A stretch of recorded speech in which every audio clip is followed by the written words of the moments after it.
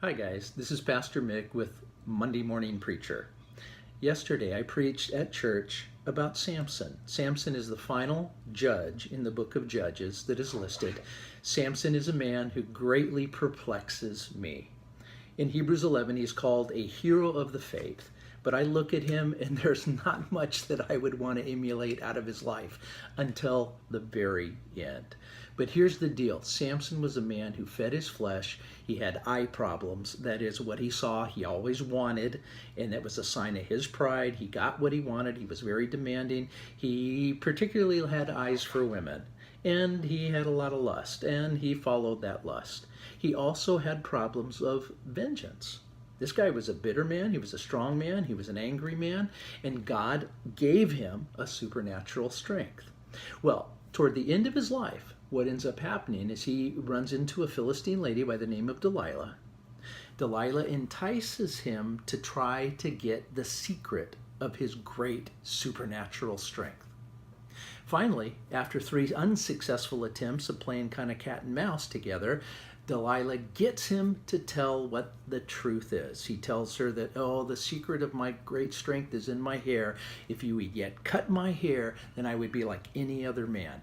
Well, he falls asleep. She has his hair cut. Samson, the Philistines are upon you. He gets up, and all of a sudden he's surprised to find out that he has no strength. To be honest with you, I thought Samson, is what I think, Samson didn't really think that his strength was in his hair. I think he was right.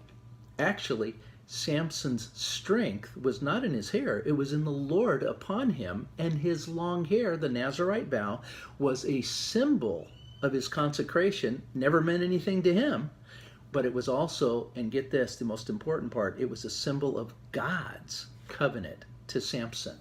God's promise to do his thing that he had promised through and in Samson. Well, he gets his hair cut, no strength, no power. He gets arrested by the Philistines. His eyes get plucked out. Remember, that's probably what his biggest problem was. It was the lust of the eyes, especially with women.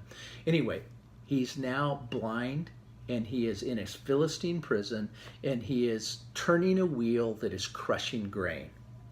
The Philistine lords decide, hey, let's, at a big celebration of their god Dagon, let's bring Samson out and let's make sport of him. And so they do. They bring him out, they make sport of him, and you know the story. Samson asks to be led to the pillars that support the temple. He goes over and he knocks at the Lord, one more time, give me the strength, and the Lord comes through. You know, the interesting thing is it was the Lord that made him strong. I just wonder if when his hair started to grow back when he was in prison, if he could feel those little nubs, if he could feel the hair starting to grow, he was blind, he couldn't see it. But if he could feel it, if maybe he just wondered, maybe he just thought, oh Lord, this sign, it really was of your promise to me. Is this a sign of hope? Is this a sign that I haven't gone too far, that there is hope for me? I think the answer is yes. And as his hair began to grow, I think he came to the conclusion that God still had something for him. Guys, there's never no hope. Some of your friends, some of your family, some of your loved ones going out crazy, feeding the flesh, running amok. There is always hope. Keep praying for them. Keep encouraging them to seek the Lord. Samson, the last minutes, sought the Lord. God did an amazing thing. 2 lessons. There's always hope. Number 2 is that God will even use the sinful stupidity of his people to bring us to a place, to position us in a place where once we surrender to him, we can be used mightily of him.